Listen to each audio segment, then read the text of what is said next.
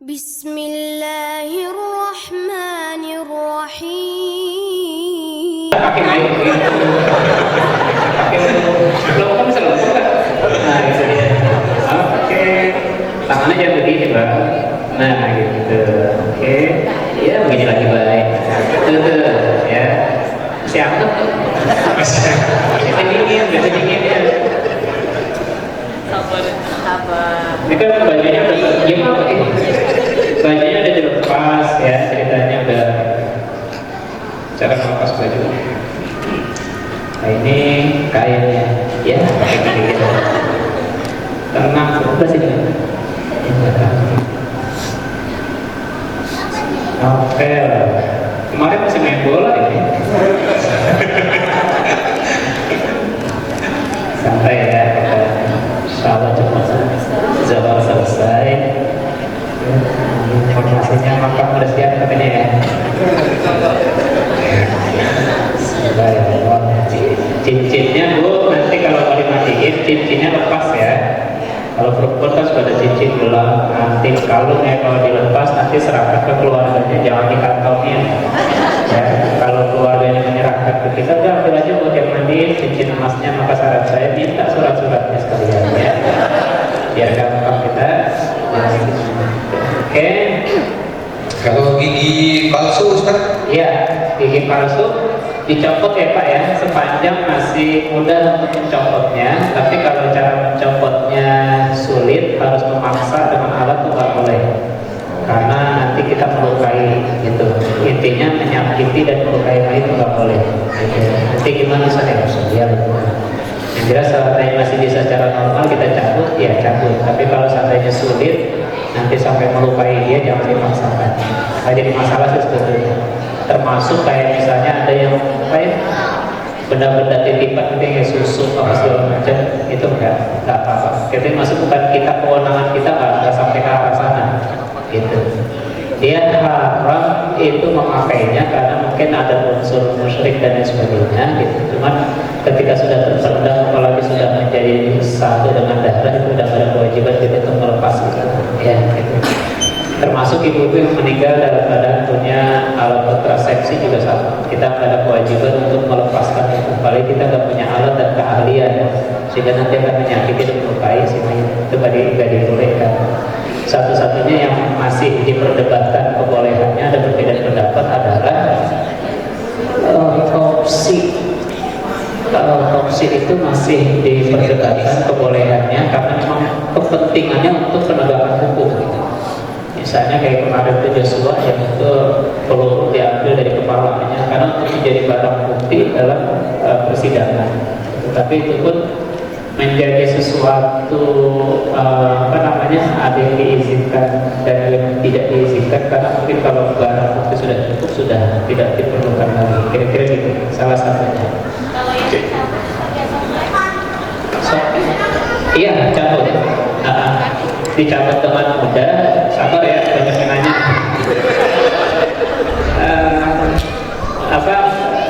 Yang mematahkan? Ya, seandainya masih muda silakan. Silakan. Artinya tidak kesulitan dan juga tidak ada unsur menyakiti. Betul, iya termasuk sama ya manusia ya, gitu kan. Kadang alisnya diukir, rambut dicat, gigi dipagar gitu. Tentu kayak halaman rumah ada banyak. Nah, ya saran saya kalau meninggal sebetulnya copotin dulu gitu. Nah aja kalau dia tahu dia meninggal gitu ya. Ustaz, udah mulai dingin loh. Ya, secara materi, saya ulang ya, secara materi kita memandikan dulu, kemudian mengkafani gitu kan. Itu secara materi. Tapi prakteknya kita buatkan dulu kain kafan. Sekali lagi, pada prakteknya kita buatkan dulu kain kafan. Ya.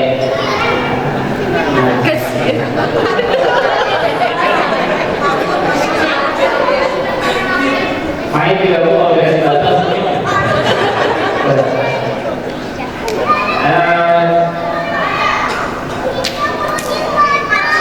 Pada prakteknya kita buatkan dulu kain kafannya. Setelah kain kafan dibentangkan dan siap pakai, baru kita mandikan jenazahnya. Jadi setelah dimandikan jenazah nanti langsung ditaruh di kain kafan yang sudah siap, gitu ya. Jadi jangan coba-coba ngikutin materi, itu bikin kain gitu, mandi terus baru bikin kain kafan. Kalau sendirian apalagi makin lama, gitu ya. Maka kita siapkan dulu kain kafan, ya. Saya minta ada 2 orang bisa bantu saya dari peserta, silakan. Ya, 1, 2, oke, ini ya. Nggak usah dilihat. Biasanya ada sisi ikan. Ya misalnya, kalau tukang sayuran tuh biasanya ada getah nangka, kalau tukang bangunan biasanya ada cat, kalau tukang fotokopi biasanya ada lambat, ada selasi, antik egg gitu ya. Kalau tukang pengginang biasanya nasi kering, macam-macam. Nah, lihatnya profesinya apa gitu ya kira-kira ya. Makanya kalau mau melihat orang kampung atau orang kota, dia jadi kakinya ya. Nanti ketahuan kalau kakinya lurus insya Allah orang kota, kalau kakinya agak bengkok-bengkok itu jadi orang kampung. Jadi insya Allah orang kota main di kampung. Oke, nah Bapak Ibu, sebelum mandiin jenazah kita wudhu ya, terlebih dahulu kitanya. Kita wudhu terlebih dahulu. Nah sekarang kita wudhukan dulu mayitnya, ya. Untuk melenturkan si mayit kan tubuhnya sebagai kaku ya. Itu biasanya kalau udah 4 jam dia meninggal dunia biasanya mulai kaku. Cara melenturkannya, ini kita pakai masker ya, nanti ada sarung tangan juga.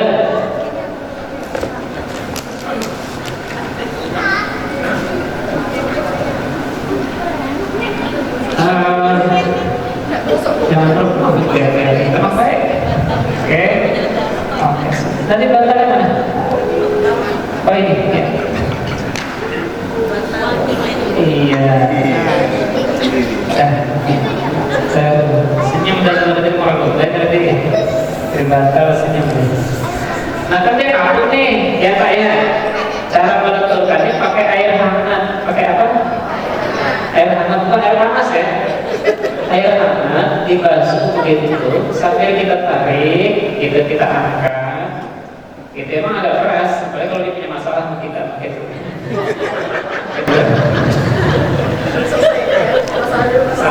Ya ada orang hidup kan punya utang bayar.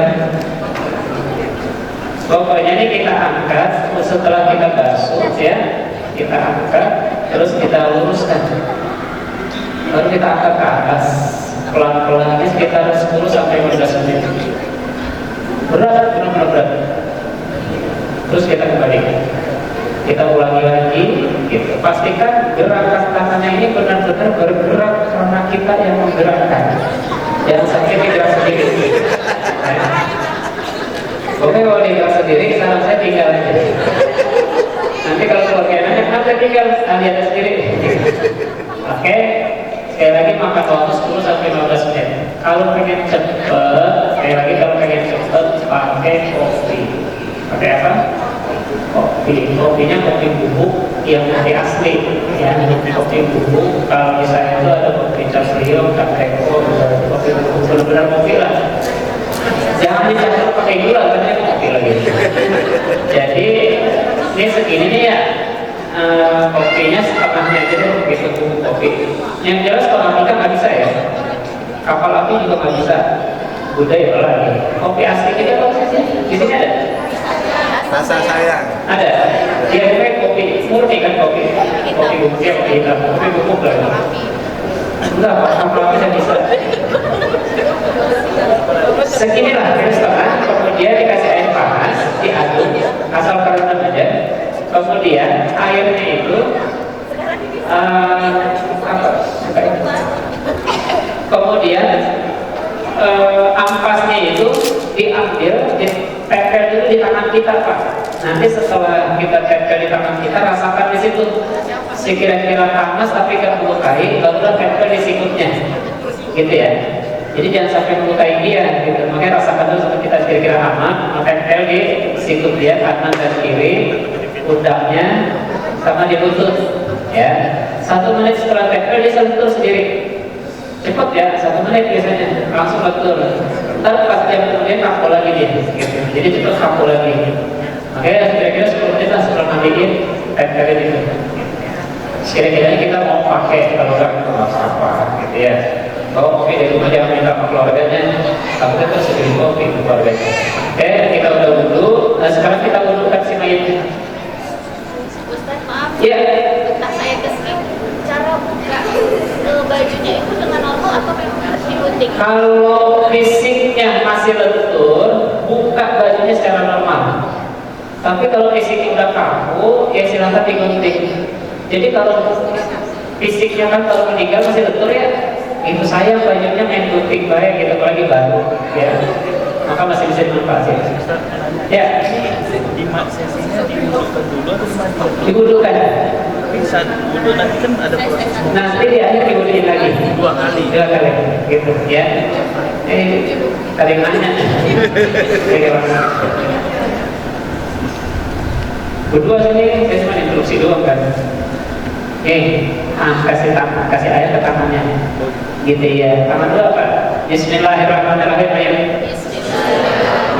Nawaitul wudu'a lihadzal mayyiti lillahi ta'ala. Nawaitul wudu'a lihadzal mayyiti lillahi ta'ala. Nawaitul wudu'a lihadzal mayyiti lillahi ta'ala. Itu niat di dalam hati, langsung dibasuh Pak mukanya.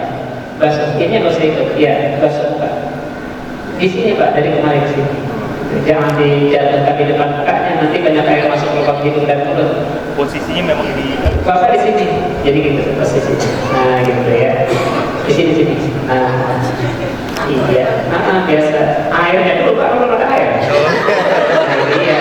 Oke. Nah, gitu ya. Basuhin kemarin. Nah, kan sudah. Rukun wudhu yang kedua, yang berikutnya tangannya Pak. Pegang tangannya, Bapak pegang tangan kiri ya. Nah, Bapak siramnya, setiap kompak kerjasama. Nah gitu, terbagi-bagi kan. Ya, dan ujung tangan sampai sikut. Balikin lagi, sekarang ini Pak. Ini masih betul. Kemudian masih amat dan turunin lagi. Sekarang bagi kepalanya.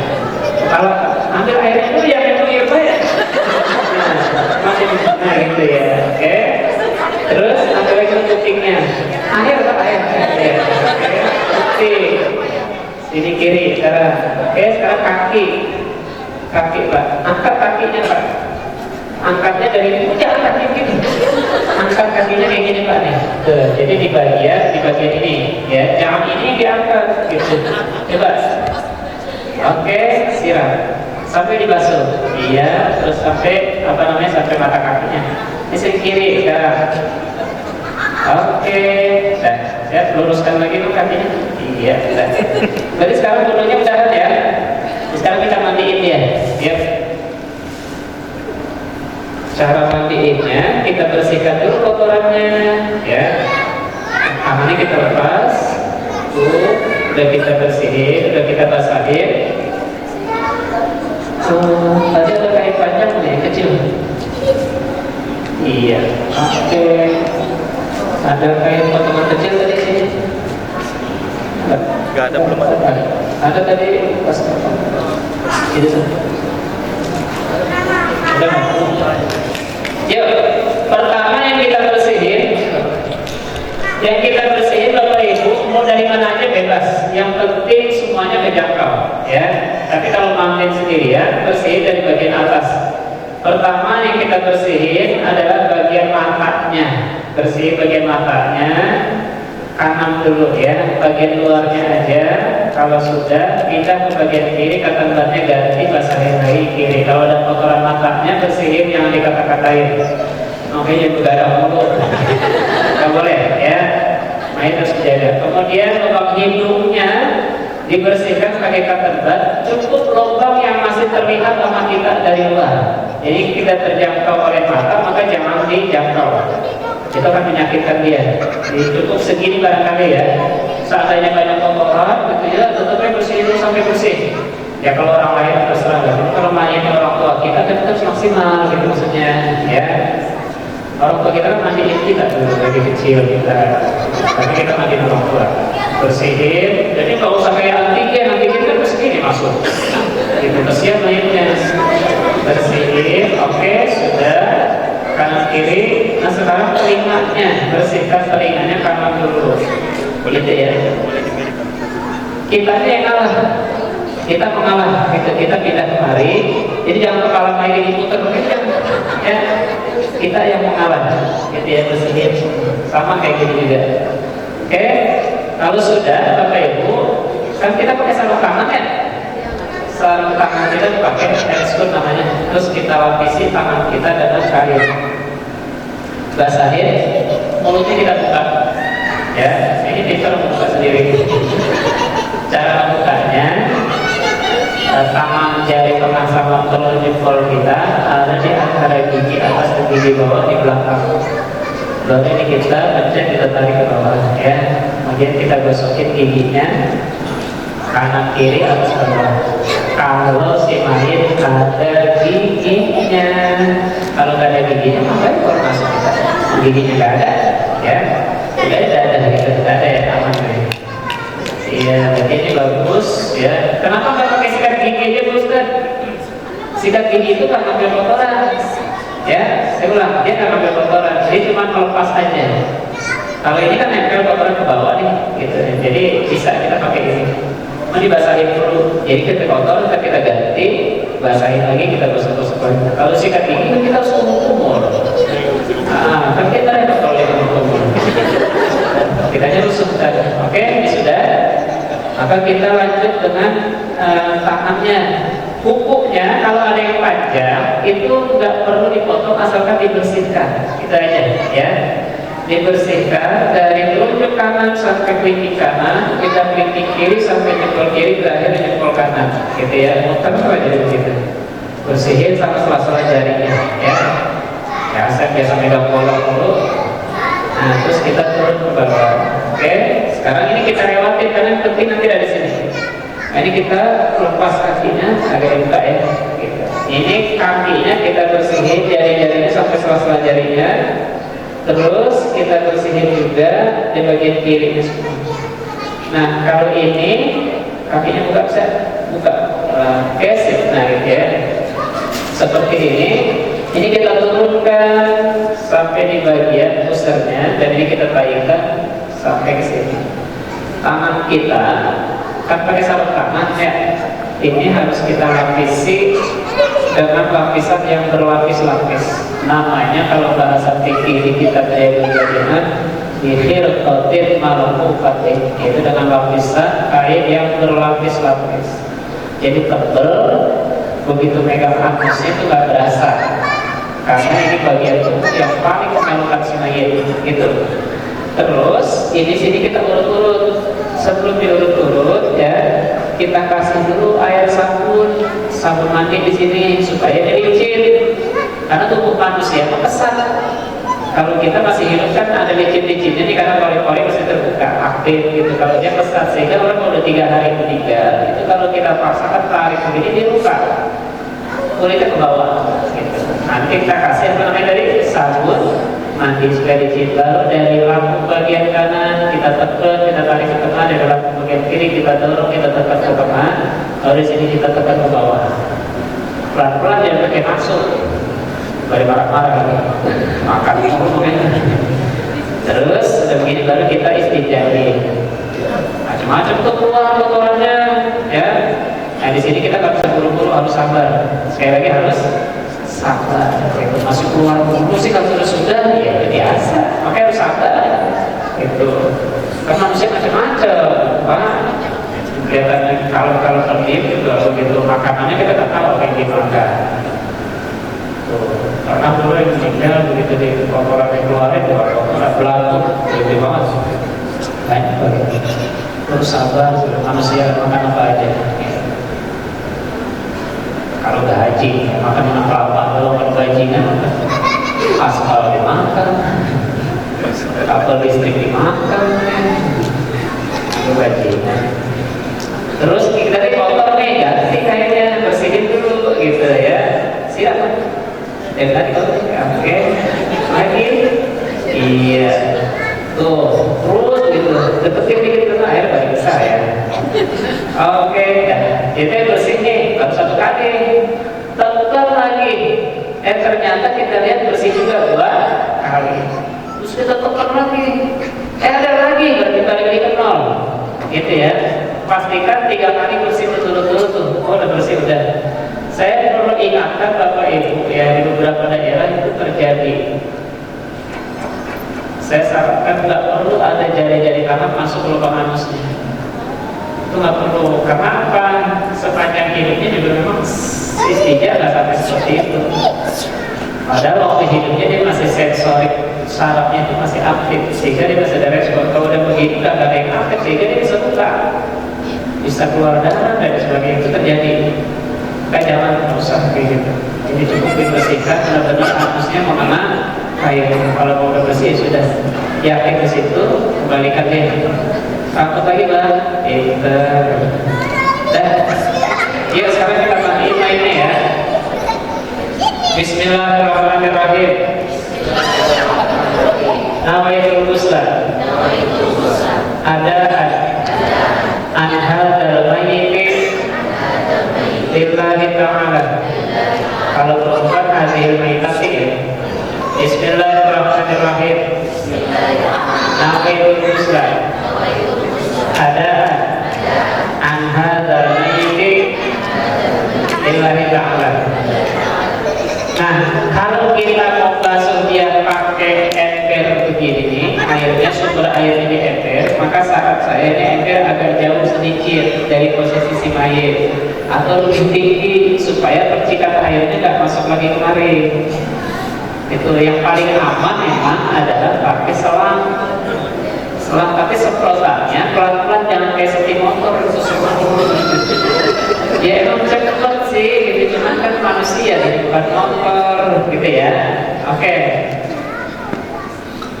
pelan-pelan aja. Gitu. Nah kita pakai sarung tangan nih. Di sini kita niat. Bismillahirrahmanirrahim. Nawaitul ghusla ada mayit dari ta'ala. Ini ingetin Bapak Ibu nih. Gitu. Posisinya lihat sini ya. Posisinya tangan kita ada di atas kepala si mayit. Iya Bapak ya, lihat sini. Posisi tangan kita ada di atas kepala si mayit, airnya jatuh di tangan kita. Supaya apa? Supaya nggak ada air yang masuk langsung ke lubang hidung dan mulut. Gitu, jadi harus dijaga. Gitu, ya. Pakai adab, maksud saya ini manusia. Jangan disengajain. Novel haus kan? Ini kan itu. Enak banget gitu ya. Ya ini masuk semua air gitu. Ya dia memang gak ada bahasa. Cukup. Gak masuk deh sepanjang kita masih gitu. Cuma kita gak punya adab begitu. Ini manusia, apalagi masih keluarga. Jadi jaga gitu deh ya. Oke, sudah. Basahin semuanya ya. Sampai kemari. Terus dahulukan yang kanan-kanannya dulu ya. 3 kali basuhan, kemudian di kiri-kirinya. Nah, kan belakangnya belum basah kan? Nah, kita miringkan dia. Miring sendiri kan? Kalau itu kan? Oke, sip. Ini jangan kayak begini ya. Tadi lurus tapi jadi bengkok gitu. Oke, bawahnya kita basuh. Basah semua ya. Sekarang kita letakkan dia lagi. Letak lagi. Dan memang dipikir dianjurkan adalah mulut-mulutnya dan badannya air nila. Jadi dicondongkan gitu. Ya, dipikir tuh. Cuman kan sekali lagi tubuh mayit itu berat, lebih berat daripada waktu hidupnya. Sugesti kita aja. Kenapa bisa gitu? Ya, karena memang gravitasi bumi semua dibebankan ke kita. Gitu. Kalau waktu hidup kayak gini kita dorong ke jalan. Kalau kayak begini lah tetap semua tenaga dari situ. Gitu. Jadi kita berasa lebih berat. Oke, kalau ini sudah, yuk sekarang kita mandiin dia. Basahan boleh, jangan ada terjadi. Awas. Pokoknya sampai mandi, ya. Kita bersihin di bagian kepala sampai ke telinganya, belakang telinga kita sabunin. Kalau orang kaya kan lehernya ada lipatannya ya, biasanya tuh berlipat gitu. Nah kita kita lihat, iya maksudnya badannya gemuk gitu maksudnya. Itu terus sama belakang kupingnya, ya. Terus kemari, pinter mayatnya ya Allah. Sela-sela jarinya, ketiaknya, masalahnya kita kembalikan lagi. Nah, di juga sama gitu. Kalau ada daun bidara ya daun bidara, kalau ada daun bidara pakai sabun. Nah, di bagian ini kita lagi-lagi pakai lapisan tangan, lapisan air ya, karena di bagian yang paling memalukan Sinaye. Terus sampai sela-sela jarinya, di bawah lututnya kemarin, terus sampai kemarin ya. Udah kena sabun semua udah ya. Sekarang kita basuh dia, kita basuh. Kalau pengen cepet langsung pakai ini ya. Basuh mulai dari kepala. Ya. Ayo saya pegangin. Dijari kepala dia. Oke, gitu. Terus pastikan air sabun semuanya habis ya, hilang. Jadi kalau dipegang udah nggak licin lagi. Terus Pak kaki tuh. Ayo cepetan. Ini makamnya udah siap. Udah. Karena belakangnya kan belum. Ayo belakangnya. Nah, sabunin belakangnya, ya. Terus belakangnya siram dia tadi. Nah, kalau sudah pakai spons boleh nggak apa-apa. Gitu. Mau pakai spons mah itu. Oke, ini sudah ya Bapak Ibu ya. Nah sekarang Bapak Ibu mandiin jenazah itu seperti ini. Sekali lagi, apa yang bikin kita sulit? Karena panik itu aja. Jadi sebenarnya nggak ada yang sulit kalau kita aja tenang. Nah ini baru satu kali nih, selesai mandiin jenazah seperti ini. Afdolnya maksimalnya 3 kali.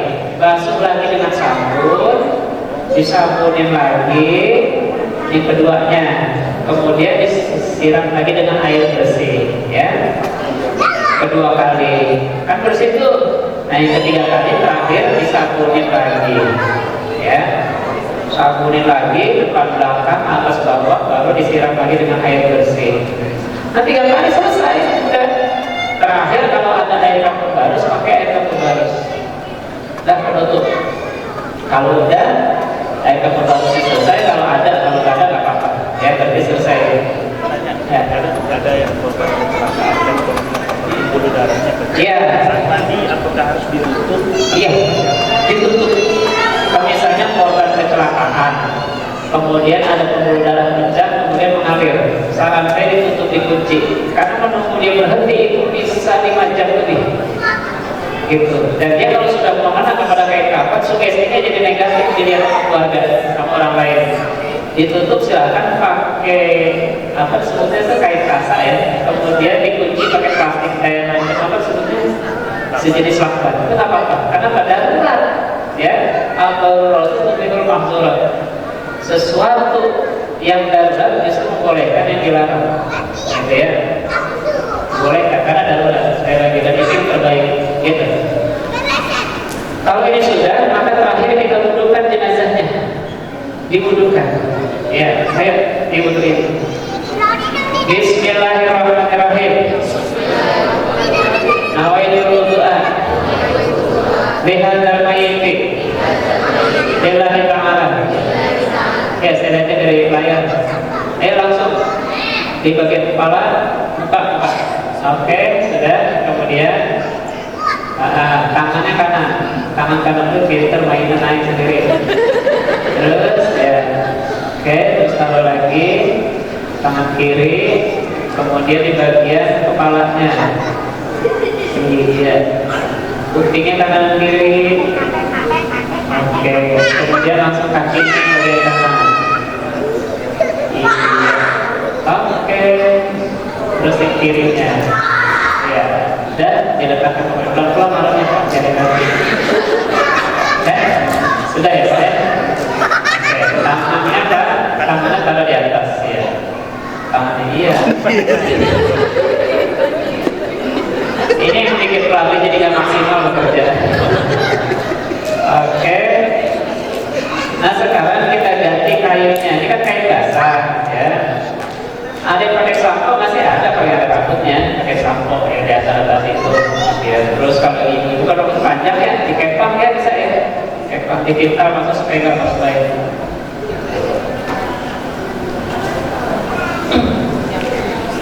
Nah Bapak Ibu, cara kita mengganti kain kapan ini harus mengganti kain kapan, mengganti kain untuk diganti dengan kain jadi di estafet, sekali lagi di estafet, ya. Tuh, ya. Nah ini bawahnya ditarik, pelan-pelan, bawahnya ditarik. Terus, ya ini ikutin. Nah terus, nah gitu ya. Jadi auratnya nggak kelihatan. Caranya ya, jangan diganti, ganti. Kasihan mayitnya, nggak boleh gitu ya. Oke, sudah ya Bapak Ibu. Sekarang kita bawa ke sana, ya. Cara membawanya nanti digotong oleh 4 orang, diangkat. Saya butuh 2 orang tambahan, silakan. 2 orang. Satu lagi, tambahan 1 lagi enggak? Ya, silakan kita dulu. Ya, dengan kata mayitnya ringan. Kan yang gotong jenazah, meskipun jenazah perempuan laki-laki ya, jarang ibu-ibu gotong-gotong jenazah, jarang. Nah itu sering terjadi komplain. Ya, komplainnya kenapa? Itu kenapa digotong? Kita udah dibuduin, mayitnya terbatal gitu. Itu sering kali terjadi gitu. Waktu saya ngaji kitab Fathul Qorib dijelaskan jenazah itu terlepas dari hukum taklif, jadi tidak ada batal wudu. Yang hidup batal, tapi kalau mayat sudah tidak ada batal wudu lagi, gitu ya. Tapi usahakan itu pun yang gotongnya adalah orang-orang yang terdekat. Sekali lagi jangan mantannya, gitu ya. Paham ya? Oke. Nah sekarang Bapak, cara menggotongnya pahami dulu posisi Bapak ini, lihat hukum mayat. Manusia itu berat tubuhnya, sekali lagi ya, berat tubuhnya itu mulai dari sini ke atas, gitu ya. Di sini ringan. Maka kalau Bapak ada 4 orang, maka yang 3 dari sini ke atas, ini cukup 1 orang. Jangan dibagi rata, nanti kesian yang ada di sini, bebannya berat, gitu ya. Kemudian ini mayat mau dibawa kemana? Ya Bapak pahami dulu. Yang jelas mayat dibawa ke kain kafan. Lihat kain kafan ada di mana? Kalau kain kafan ada di sana, bawa ke sana. Kalau kain kafan ada di sana, bawa ke sana, gitu. Jadi lihat dulu kain kafan ada di sini, ada, dia bawa ke sana. Maka begitu diangkat langsung dibawa. Jangan udah diangkat baru tanya-tanya dia. Kain kafan di mana ya? Bulat kok. Kain kafan di mana ya? Yang ditanya bikin kesel lagi. Kamu nanya masalah.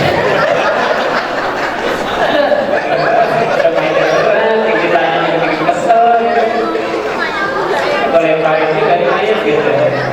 Nah di bawah. Ustaz kita satu jalur begini atau sebagian ada sebelah sini. Nah lihat dulu pintu rumahnya. Kalau pintu rumahnya orang kaya kan 2 daun ya, 2 tuh 80 cm, 80 cm. Berarti kan 160 cm itu, ya kan? Silakan sini 2, sini 2, gitu. Sehingga bisa masuk. Tapi kalau orang yang rumahnya 1 daun pintunya kan cuma 80 cm, maka cukup 1 jalur aja segini, ya. Udah mayatnya gemuk, yang gotongnya gemuk juga. Jadi mayatnya masuk, yang gotongnya nyangkut, mayatnya jatuh. Orang negatif aja pikiran ini, mayatnya suka ngambil pengajaran begini gitu. Itu udah macam-macam tuh. Itu udah negatif ya pokoknya, ya.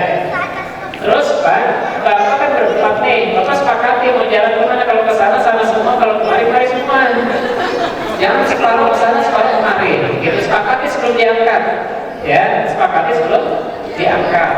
Jangan udah diangkat baru dia musyawarah. Soalnya yuk, sini aja. Sini sempit kan berat masalahnya. Jadi sepakati sebelum diangkat, gitu. Terus gerakan kakinya, ini teknis nih, nggak ada di fikih soalnya. Apalagi dalil nggak ada, ini mah kearifan kita aja, gitu. Pokoknya kalau dia pernah, dia tahu teknisnya, insya Allah ringan dan cepat, gitu. Bapak gerakan kakinya mau yang mana? Sepakati aja kalau mau gerakan kaki, saya jalan ke sana. Gerakan kakinya mau kiri dulu, ya berarti buka kakinya, gitu. Sehingga kaki kiri nanti bergerak duluan, gitu. Kalau dia mau kanan dulu, berarti rapat. Gitu baru kita tujuannya apa? Tujuannya supaya nggak jadi benturan antara kaki sama kaki. Udah injek-injek tak gitu, malah di keluarga lagi bisul, injek habis ngurus jenazah pada selek. Kok kagak mau lagi kerja sama dia, kakek enak. Tetap jadi kayak gitu. Oke, yuk sini. Yang 3 tuh apa? Satu tangan ada di atas ini supaya tidak